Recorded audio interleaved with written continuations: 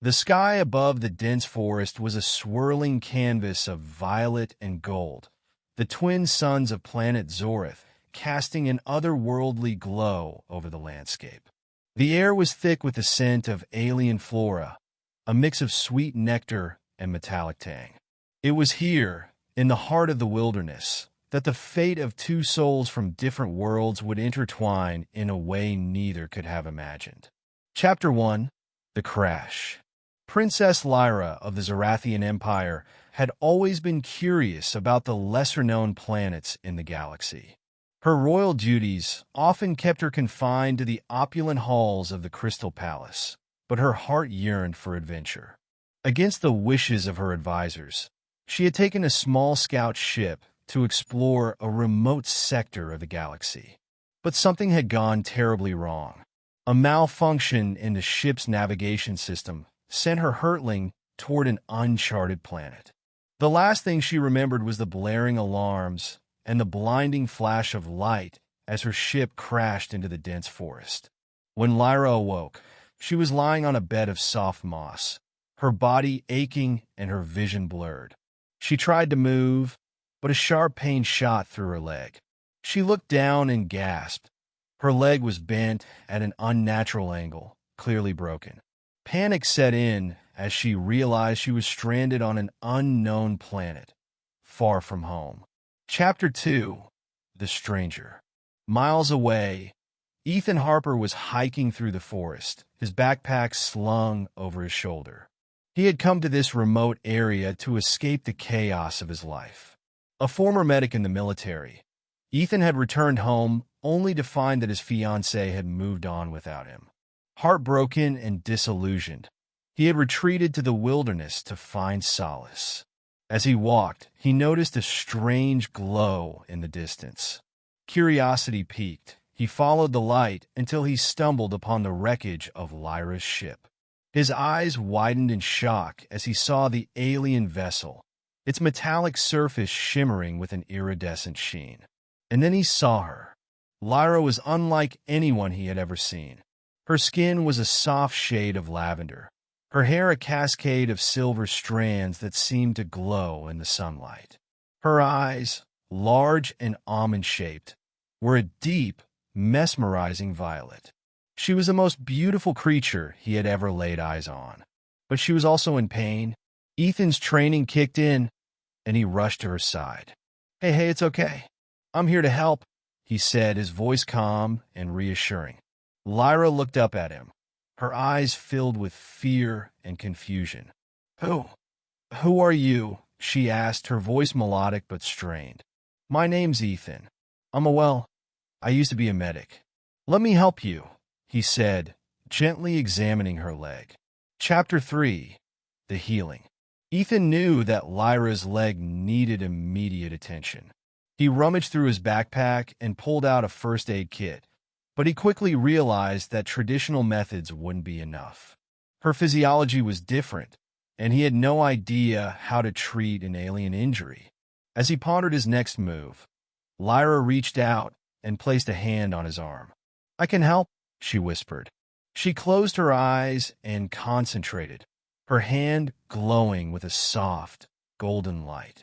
Ethan watched in awe as the light spread to her leg, the bones shifting and realigning themselves. Within moments, her leg was healed. Ethan stared at her, stunned. "How did you—" Lyra smiled weakly. "My people have the ability to heal ourselves to some extent, but it takes a lot of energy. I need to rest." Ethan nodded, helping her to a more comfortable spot. He built a small fire and offered her some water and food from his supplies.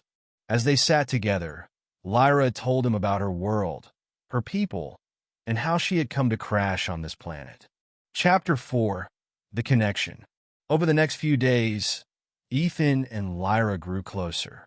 He taught her about Earth, sharing stories of his life and his struggles.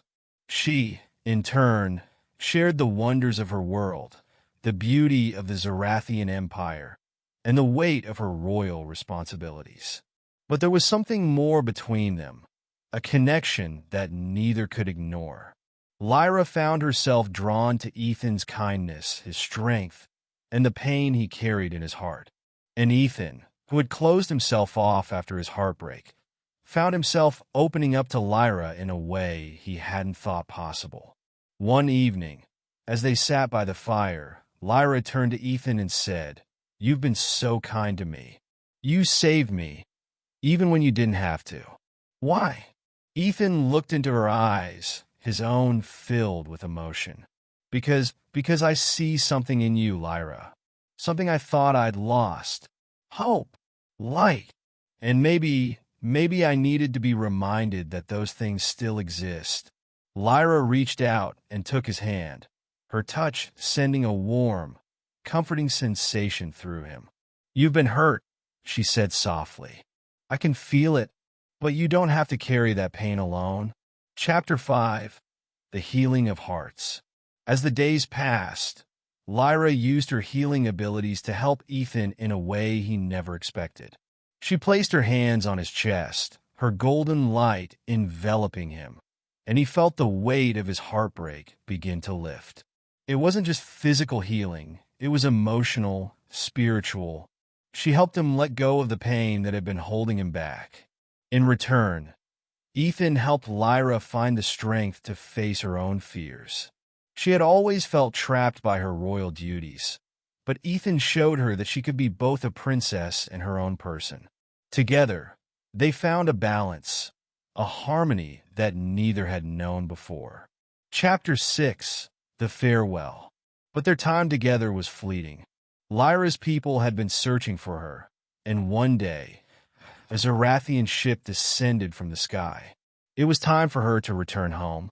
As they stood at the edge of the forest, the ship waiting in the distance, Lyra turned to Ethan, tears in her eyes.